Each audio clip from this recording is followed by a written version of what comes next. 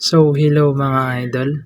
So, ngayon pala may tuturo ko sa inyong kanta na. Yung title pala nito is yung Ordinary Song by Mark Velasco.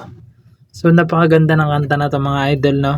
So, meron siyang isang bar chords lang, no? Isang piraso lang. Alam kong kaya-kaya niya, no? So, yung strumming pattern muna yung ituturo natin, no? So, ganito lang siya.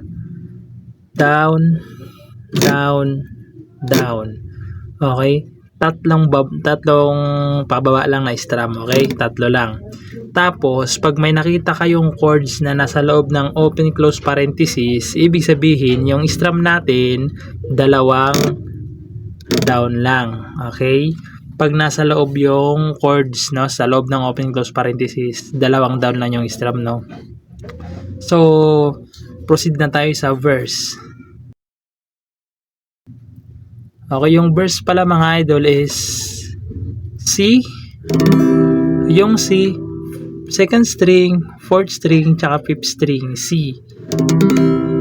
Sunod A minor, yung A minor, wag nyo na itong tanggalin sa second string, ito na lang ilipat nyo, itlagay nyo sa fourth string, tsaka sa third string.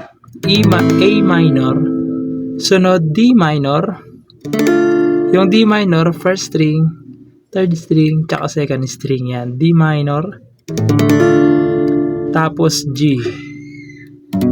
Yung G, first string, fifth string, tsaka sixth string G. Okay? Tapos babalik kayo sa D minor, tapos G ulit, tapos C, tapos G ulit. Okay? Gagawin nyo yung mga chords na yon ng dalawang beses. Okay? Dalawang beses nyo siyang gagawin, no? So, para malaman nyo yung sa kanta, sampulan natin, no? So, yung gagamitin natin strum, yung pang beginners lang, palitan nyo na lang, no? So, ganito siya. Just an ordinary song to a special girl like you, from a simple guy who's so in love with you. Tapos isa pa, I may not have much to show, no diamonds that glow, no limousines to take you where you go.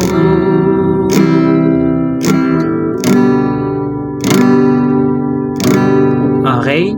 So, ganoon lang yung mga verse niya, no? So, pupuntahan naman natin ngayon yung kanyang chorus. So, yung chorus niya mga idol, meron siyang isang bar chord. So, yung chords ng chorus is F. Yung F mga idol is ibar nyo lang to sa first fret, tapos ipitin nyo tong fifth string, fourth string, tsaka third string yan. F. Sa chorus na to mga idol F, tapos G, E minor. Yung E minor, ito siya, fifth string tsaka fourth string, E minor, tapos babalik kayo ng F, tapos G, tapos E minor ulit, tapos A minor. Okay? Uulitin nyo yun ng dalawang beses, no? Yung chords na yun. Tapos pupunta ulit, pabalik. Pag naulit nyo ng dalawang beses, pupunta kayo sa F, tapos G, tapos D minor, tapos G, tapos C, tapos G ulit. Okay, so kakantahan natin yung chorus, no? Para at least alam nyo yung sa kanta. So ganito siya.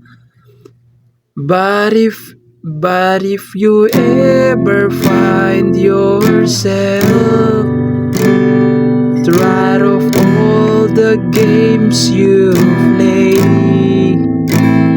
when the world seems so unfair, you can count on me to stay and take some time. This lend honor to this ordinary song.